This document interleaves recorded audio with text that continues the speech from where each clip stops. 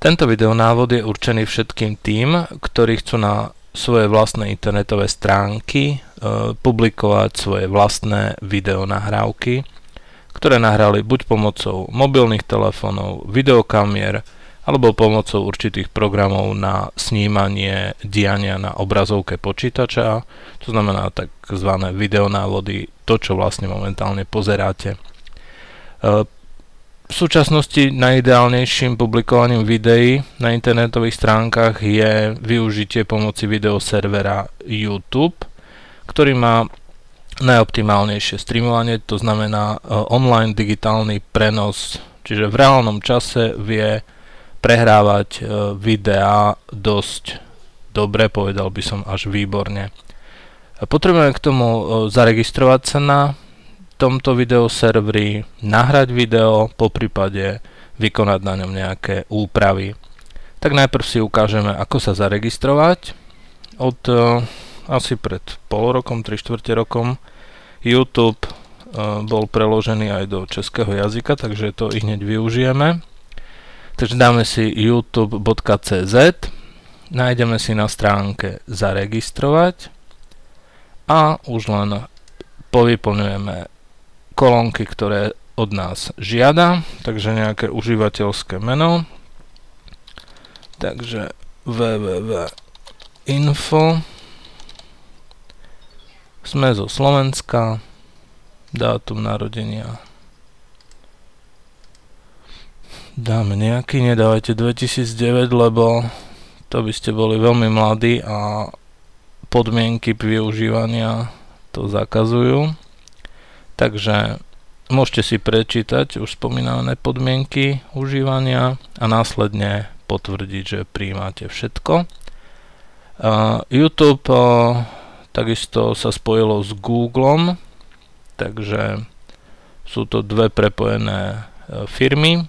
Ak máte už na Google svoj Gmail, tak máte svoj aj Google účet, môžete to využiť, bude to oveľa rýchlejšie.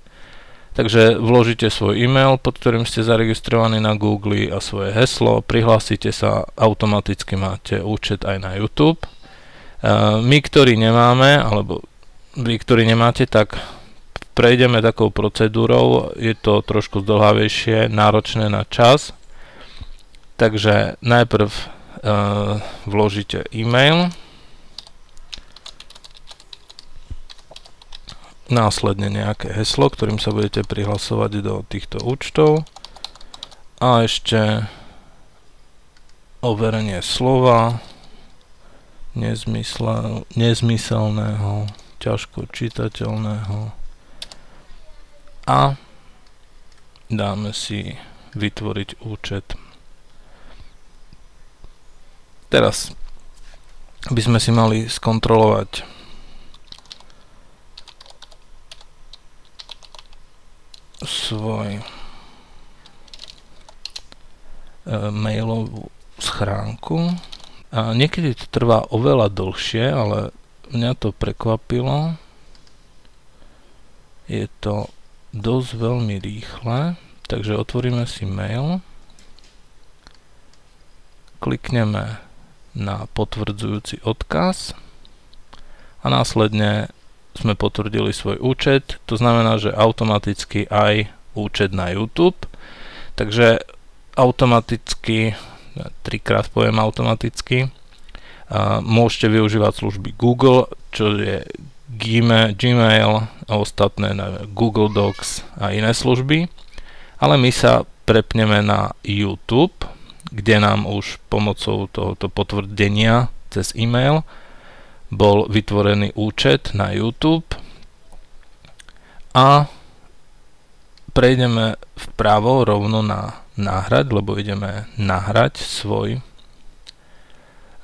video. Buď ho máme uložené niekde v počítači, alebo môžeme priamo nahrávať pomocou webkamery nejaké divadielko alebo čo ja viem čo priamo na YouTube. Ja vám ukážem prvú možnosť nahrať videosúbor, takže klikneme na ten odkaz a vyberieme video, ktoré chceme nahrať, takže klikneme na prehľadávať na ploche, Mám video Linux, dáme ho otvoriť. Čo sa týka formátov, klikneme na nahrať, ja využijem túto chvíľu. YouTube podporuje všetky dostupné videoformáty od mobilných telefónov po videokamery, takže nie je problém.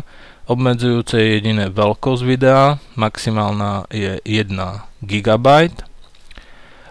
Čo sa týka dĺžky časovej, je to maximálne 10 minút. Toto videjko, ktoré ja som vybral, bolo veľmi krátke, takže úspešne bolo nahraté. Niekedy to trvá dlhšie, niekedy veľmi dlho.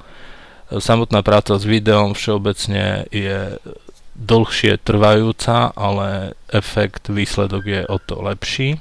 Niekedy sa to nedá povedať slovami, treba to ukázať. Tak, počas nahrávania alebo po potvrdení vložíme názov videa, popis môžete vložiť, aký dlhý chcete.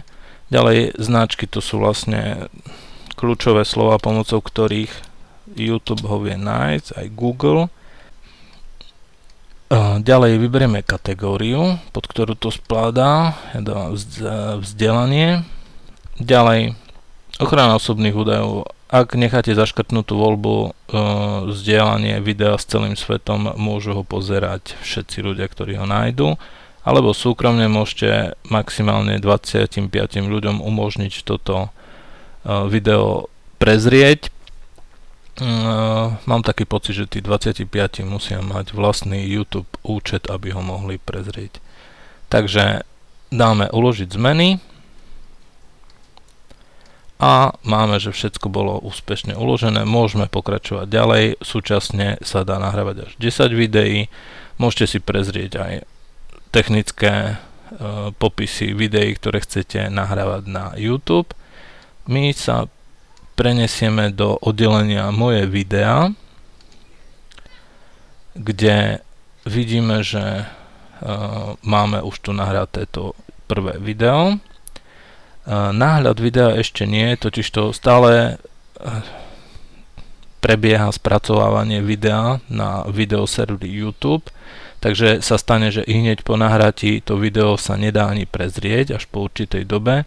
Aj tá kvalita časom sa zlepšuje. Takže ak si ho pozriete po, dajme tomu, 5 minútach nahratia, kvalita je horšia, ale časom sa to zlepšuje. Jednoducho ten proces je taký dlhší. My si ukážeme úpravu videa. Takže kliknete na upraviť a môžete zmeniť názov, vložiť popis, poupravovať veci, ktoré sme ponastavovali pri nahrávaní. Náhľad videa sami vidíte, že až po plnom spracovaní je možné. Ďalej môžete vložiť dátum, kedy bolo vyrobené. Môžete mu dať aj lokalizáciu, čiže kde bolo vyrobené. Sú tu možnosti ďalšie a ďalšie a ďalšie. Kto má záujem, môže si ich jednoducho zlepšovať. Po určitej dobe dostaneme informáciu, že video bolo úspešne spracované, je vo vysielaní v éteru.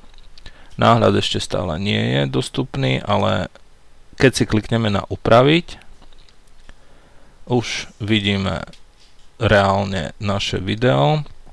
Môžeme zmeniť náhľady, môžeme si vybrať, ktoré chceme, len treba stále uložiť zmeny. Pri náhľadoch je tam informácia, že až po určitej dobe je to možné, takže môžeme znovu si pozrieť moje videá.